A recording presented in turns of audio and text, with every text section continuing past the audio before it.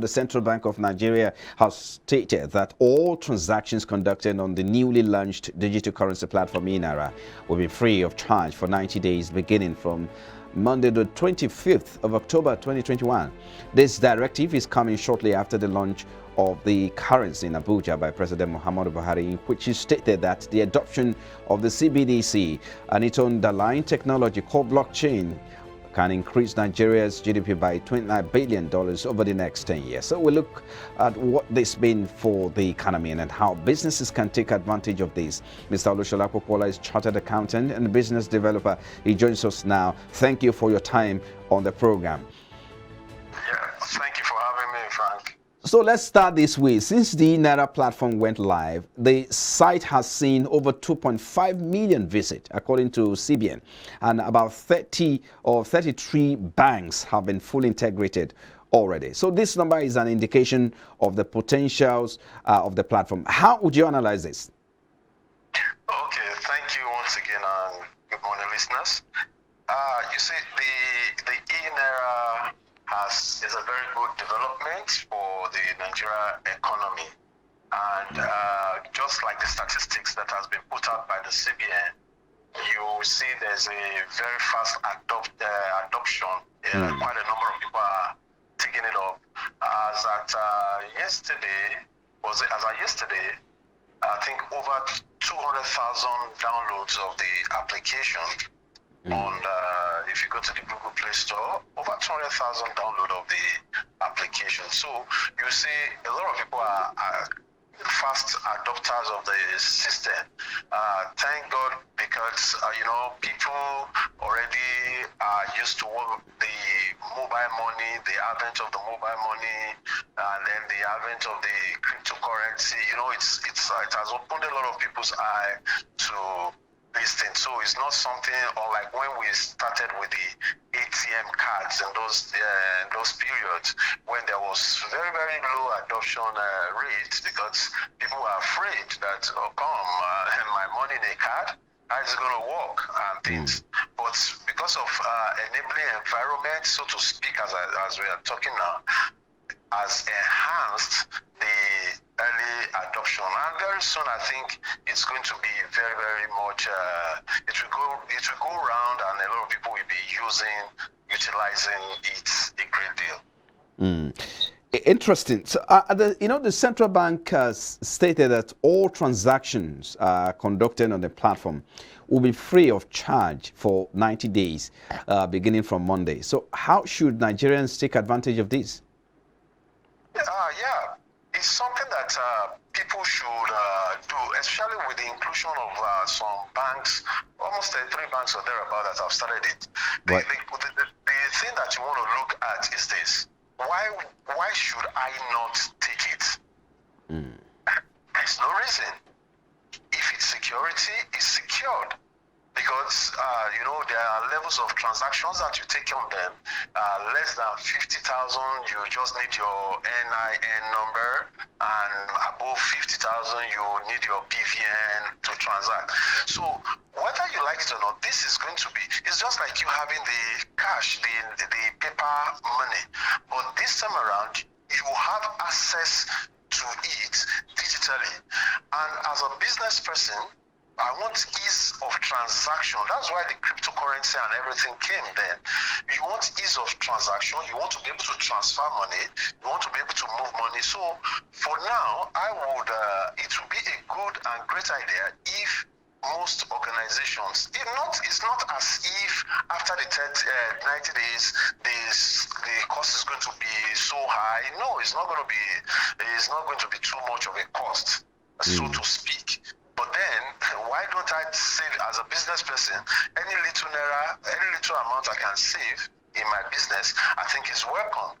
So if I have some money in the account now, I want to meet my bank. Okay, can you transfer maybe 50% of my deposits into my eNAIRA account? So it will cost you nothing, but it will cost you, no matter how little, something. If you don't, because this is what we get to a point where every business, you even go to the market, people want to buy pepper, and the pepper person is saying, give me eNAIRA. because it's easier. So why don't you take advantage of that free stuff now? And then, as like I said, every penny saved, it adds the bottom line of your organization. Again, some of the concerns that have been raised is the multiplicity of charges for cost of transactions, right? At least after 30 or 90 days, at the end of 90 days, of course, the CBN will return to the path of charges. Now, the concern is that there will be multiplicity, because when you make some transfer on ATM or on your mobile app to the platform, you still be charged. When you also make some transfer or transactions across these platforms, the mobile app, and of course, I'm talking about banks app to that of eNAIRA, and of course, ATM platforms are also there as well. How do we harmonize to eliminate multiplicity of charges? Well, to be factual, there's still so much that is yet to be learned on the operation of the eNAIRA. Like some school of thoughts have said that the transfers, when I'm transferring to you from my own eNAIRA wallet to your own eNAIRA wallet, that it's almost at no cost. That is almost at no cost, or the cost is very, very negligible. So one, I don't think, like, the initial cost, of course, which would be uploading your fiat. When I say fiat, that means your paper money or your balance in your account to the eNAIRA, which you are doing for free now if you do it. But let's look beyond the 90 days now. Let's look beyond the 90 days that I need to do this stuff. From what we have gathered so far, I think it will, when your money is in your bank account, your bank is charging you the VAT, the transfer charges, and every other thing like that is right. That is there. This, from what we've gathered, will not be so when I'm on my eNAIRA. Now, I'm not going to be suffering from bank. I'm transferring money. I bank with a particular bank, you bank with another bank, and then because interbank transfer is less, whilst we are doing within the intra-bank, when I'm transferring money from my account to another person's account in the bank, maybe the cost is less, but then when I'm transferring out is more. But when it comes to the eNAIRA, those costs, that is where you begin to take advantage of that cost. That cost is drastically reduced from at least from the write-ups that we've read on this, that those costs will be very, very, very negligible, such that I can go to the market, because if the costs are high, then the woman in the market, we don't want to take that eNAIRA from me, because he knows that for them to do the and of course, you can't do eNAIRA transfer and go and collect fiat. eNAIRA is eNAIRA.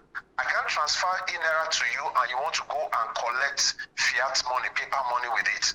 Everything in the E stays in the E.